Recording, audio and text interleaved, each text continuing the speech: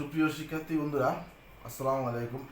বিশ্ববিদ্যালয়ের মেডিকেল বইয়ের ভর্তি পরীক্ষার্থীদের জন্য নিঃসংখ্য মুক্ত ইলেকট্রনের সংখ্যা নির্ণয় সূত্র হচ্ছে নিঃসংখ্য মুক্ত ইলেকট্রনের সংখ্যা loan pair electron LPE equal to half into B minus A plus minus ion.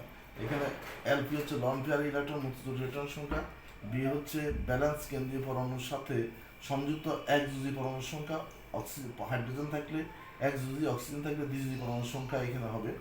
আর এই হচ্ছে অ্যাক্টিভ কেন্দ্রীয় পরমাণুর কার্যকর যোজনী।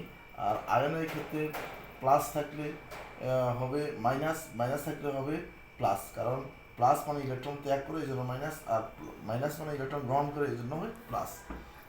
উদাহরণস্বরূপ আমরা বলবো যে অ্যামোনিয়া অণুর ক্ষেত্রে লন পেয়ার ইলেকট্রনিকগুলো half into B minus A plus 0, কারণ এখানে অ্যামোনিয়ার মধ্যে কোনো প্লাস মাইনাস নেই, সেক্ষেত্রে B হচ্ছে কেন্দ্রীয় পরমাণুর যোজনী। এখানে আমরা যেটা লিখেছি কেন্দ্রীয় পরমাণু বহিস্তর ইলেকট্রন সংখ্যা 5 মাইনাস 3, সংযুক্ত পরমাণুর সংখ্যা 3 minus plus 0 ইজিকলস two 2/2 equal to 1, অর্থাৎ অ্যামোনিয়ার মধ্যে এক জোড়া ইলেকট্রন আছে। একইভাবে পানির মধ্যে আমরা লিখতে পারি 2 জোড়া ইলেকট্রন আছে।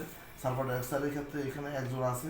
সালফার ট্রাইঅক্সাইডের ক্ষেত্রে আমরা লিখব 0, তারপরে সালফার আয়নের ক্ষেত্রে 0, তারপরে সালফাইড আয়নের ক্ষেত্রে 1, ফসফেট আয়নের ক্ষেত্রে 0, আয়োডাইড আয়নের ক্ষেত্রে, অক্সিজেন আয়োডাইড আয়নের ক্ষেত্রে হচ্ছে 0, অ্যামোনিয়াম আয়নের ক্ষেত্রে 0, ফসফিক আয়নের ক্ষেত্রে 0। তো তোমরা নিজে নিজে করবে।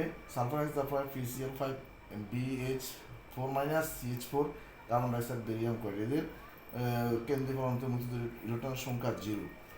তোমরা এগুলো করে নিবে আর ইলেকট্রন বিন্যাস করে নিবে। ইলেকট্রন বিন্যাস সাহায্যে বহিস্তর শক্তি স্তরে ইলেকট্রন সংখ্যা নির্ণয় করে সূত্রে বসালেই মুক্ত ইলেকট্রন সংখ্যা নির্ণয় করতে পারবে।